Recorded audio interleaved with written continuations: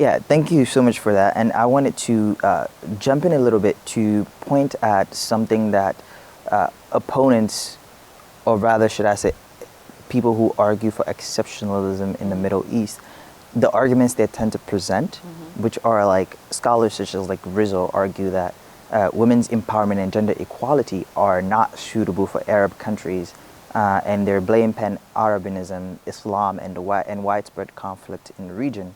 And they argue that Arab states could not and would not want gender inclusion because this challenges social and political norms protected by these belief systems. What is your take on this, and where has the scholarship led us to now?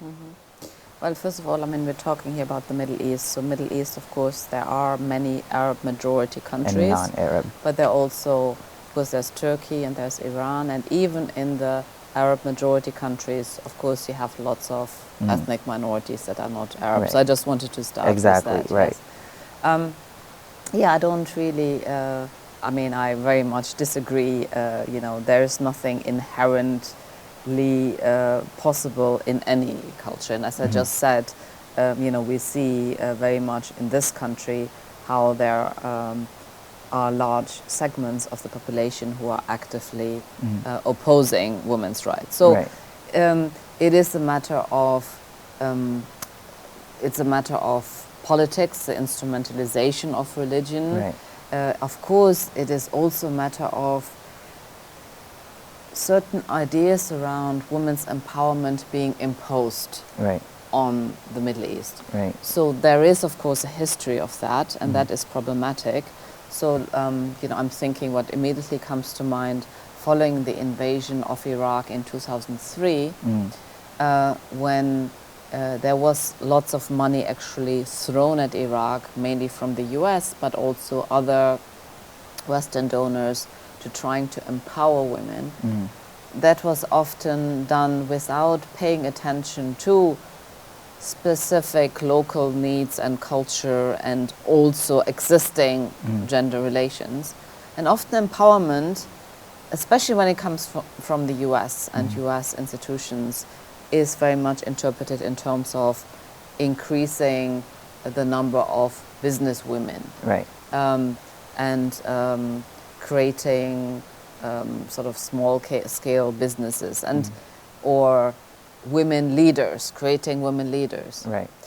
So this is problematic because, of course, it's good if you have some women as business women and some women leaders, but it does not fundamentally change some of the underlying structural attitudes and problems and mechanisms.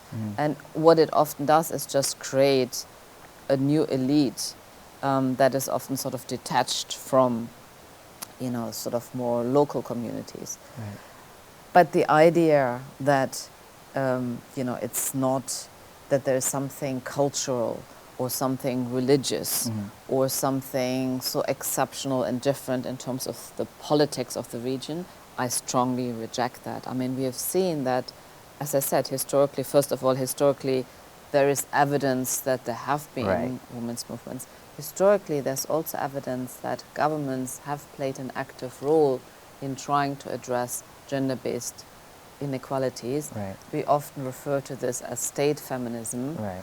although I don't like the term so much because the term originated in the context of Scandinavian countries, where you had democratic social welfare states who addressed gender-based inequalities. Right. In the Middle East, you It's don't have democratic welfare Right. states. You have more authoritarian states Right.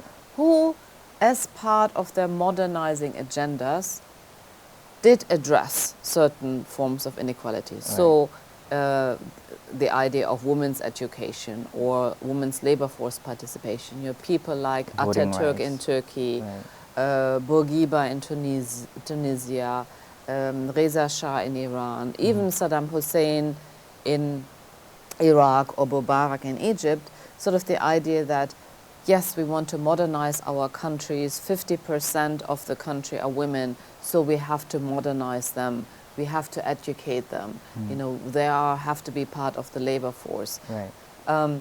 Now, this often in many contexts, women from the urban middle classes benefited more than women in the countryside, or women who were part of the majority religious or ethnic group benefited more than women who were part of some marginalized, discriminated ethnic, or religious group.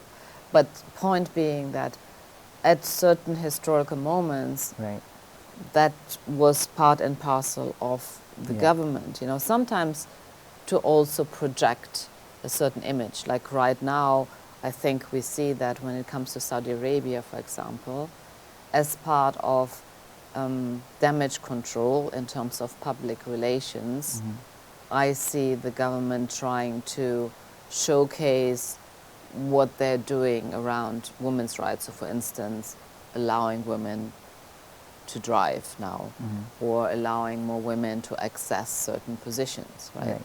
Which is great, but to my mind, it's problematic if the very women who have been campaigning for the past years to allow women the right to drive, so the activists, as long as they're in prison, we have a problem. You haven't changed anything, right?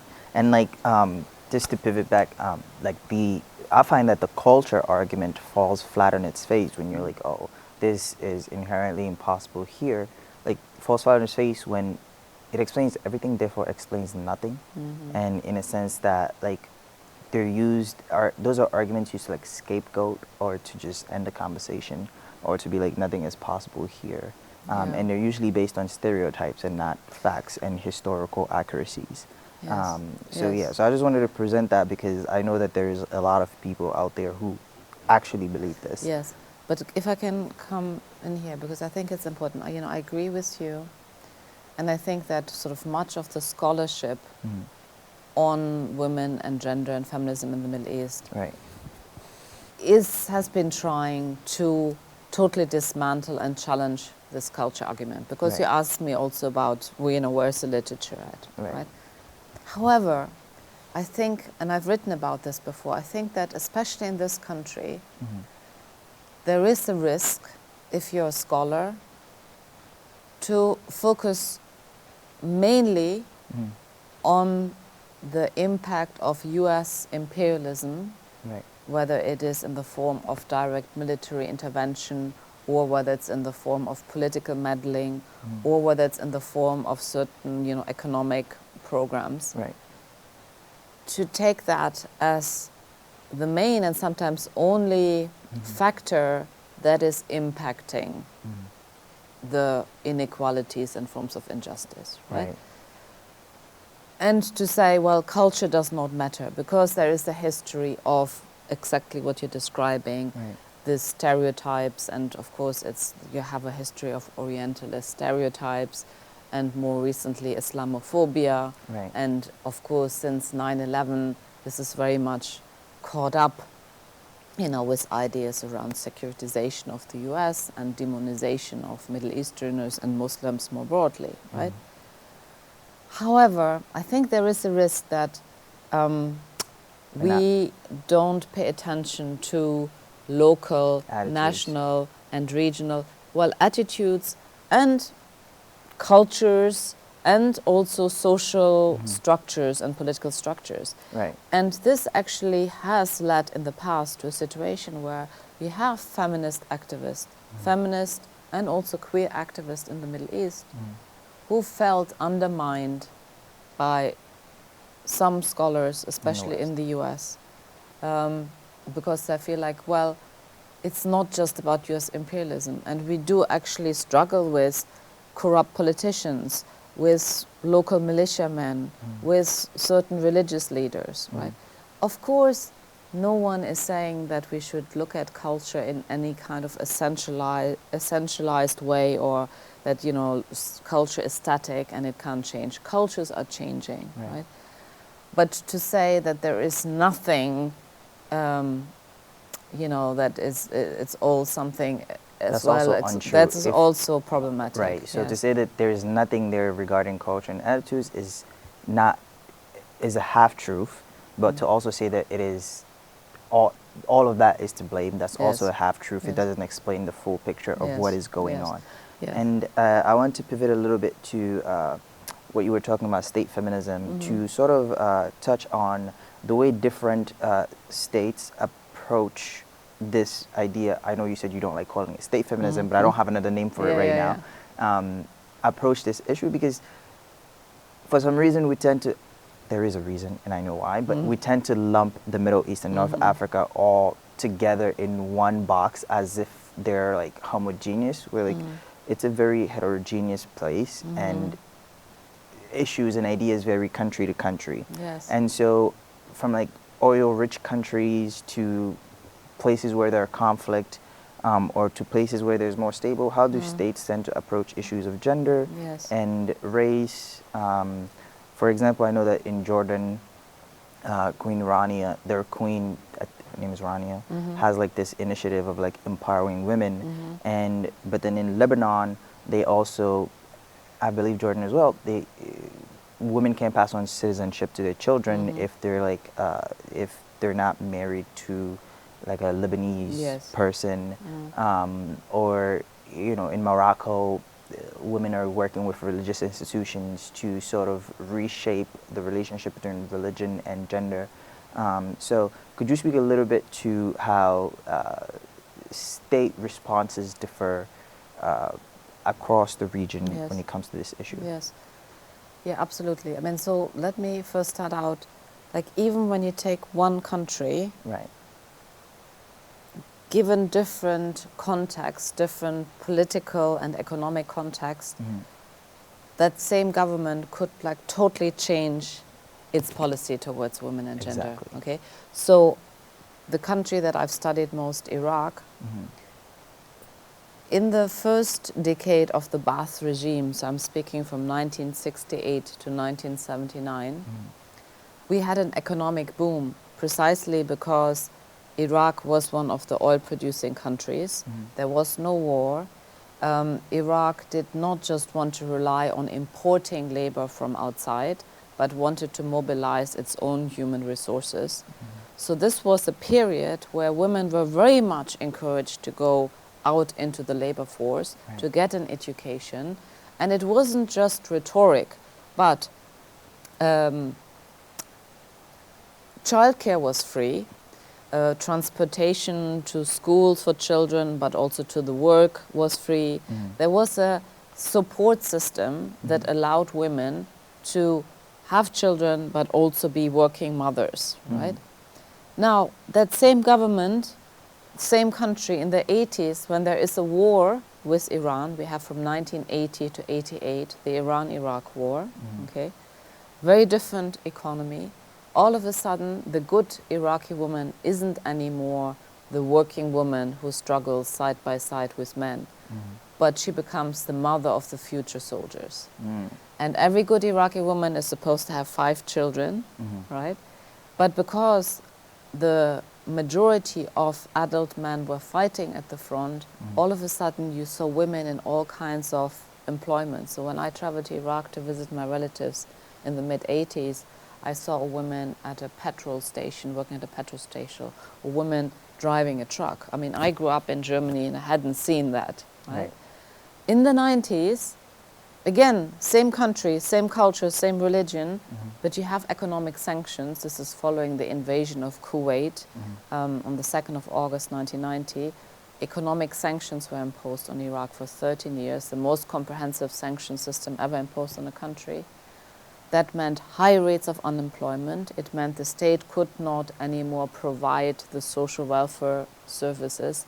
A total shift. So then, you know, the good woman was a woman who was staying at home, looking after the children. Polygamy did increase.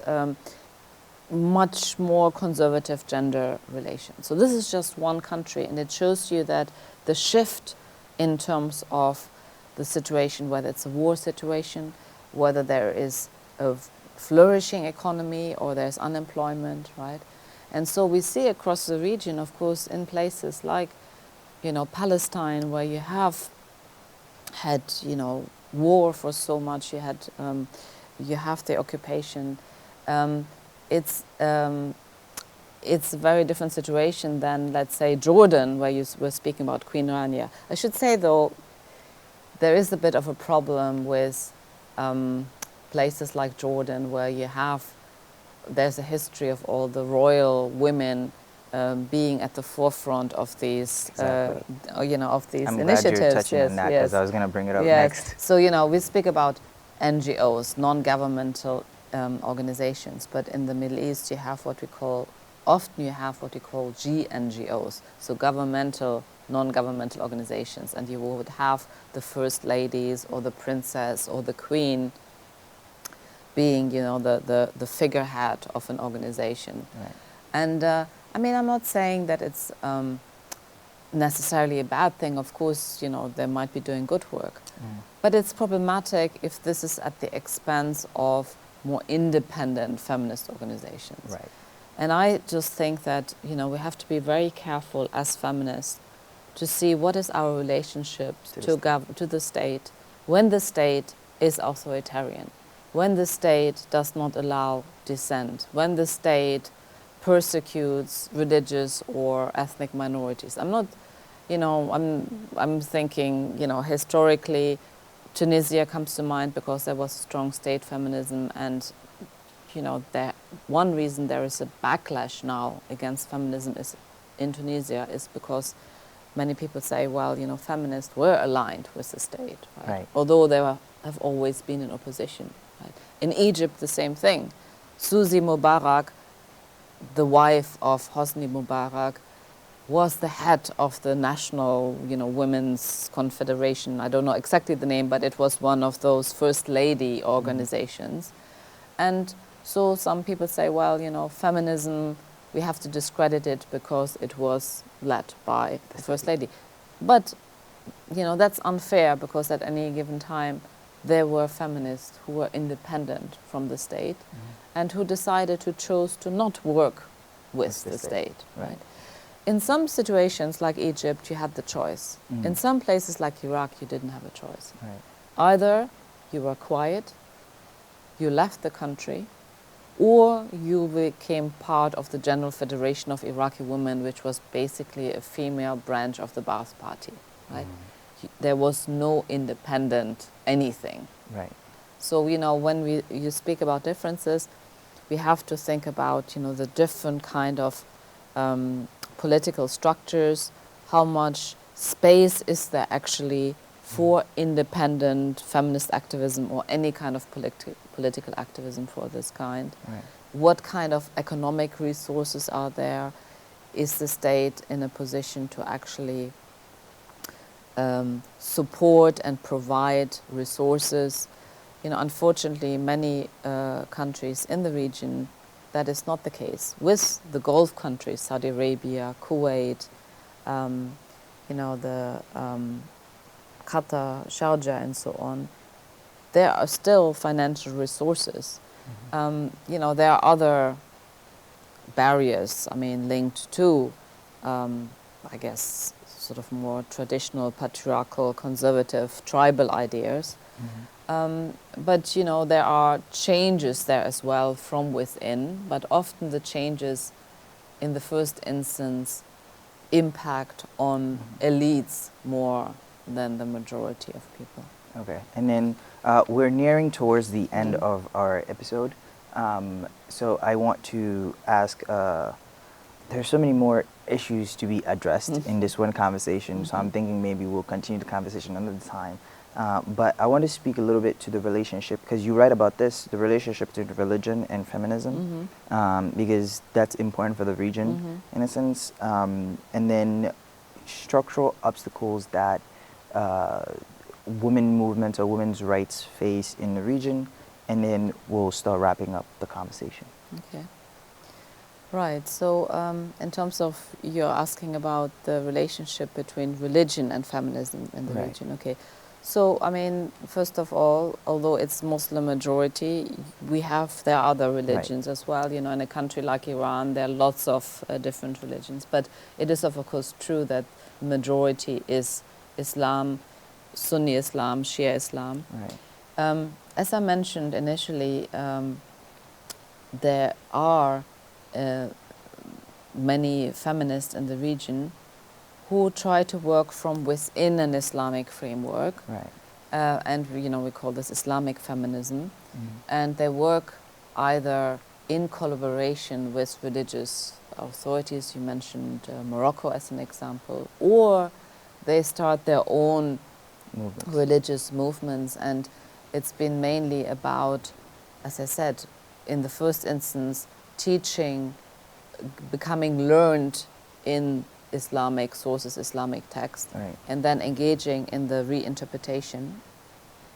However, at any given time, there have also been secular feminists, Yeah. and it's really important to not Secular. You talked about secular versus religious continuum. yes, I would in say the it's region. not, yeah, because the importance is not to mix up secular with being anti-religious. Right. Okay, so there are lots of feminists in the region who might be practicing Muslim. There Right. might be, there might not be. Okay, but there might be practicing Muslims, but they are secular in that they are not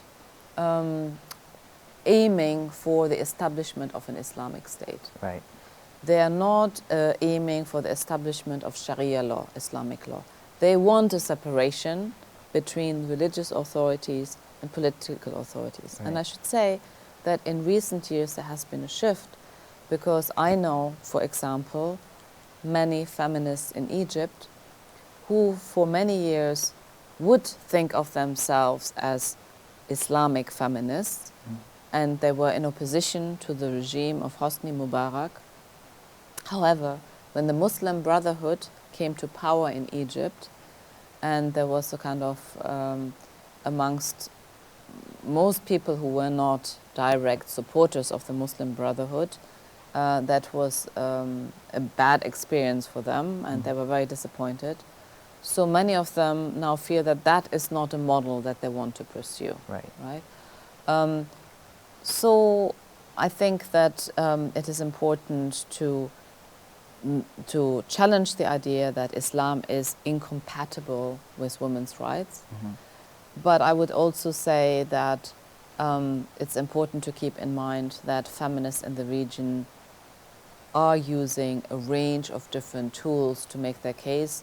They would also refer to United Nations declarations, Right. like in context of war, referring to UN Resolution 1325, which is specifically asking for a gender mainstreaming in the context of war, conflict, and reconstruction.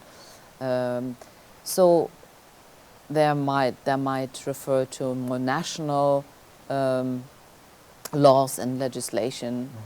So there's a mixed Different approach. tools and Yes. being used. Yes. So in 1 minute, could you give us your last thought on this issue and how we should think about these issues moving forward, just in general? Yeah. Well, I think we are at a really interesting time globally where, as I started out, I do think that both issues around gender, women's rights, but also rights linked to bodily autonomy and challenging heteronormativity, I think are increasingly at the center of culture wars and political struggles. And we see that everywhere in the world, not just in the Middle East, not just in the US, in Europe, we see that the emergence of a far right, a far political right, is focusing on the control of women's bodies, the control of women's reproductive rights, so abortion, homophobia. And I think it is about time that we get rid of the old ways of categorizing the world into, East, West, Middle East, Right. West, and think about the differences that cut through all societies right now, and try to come together to challenge what I perceive to be, a very dangerous onslaught on us all. Dr. Al-Ali, it was great having you on Let's Just Talk. Thank you so much for being here, and we continue to having ththese conversations and discourse with you. Thank you. Thank you.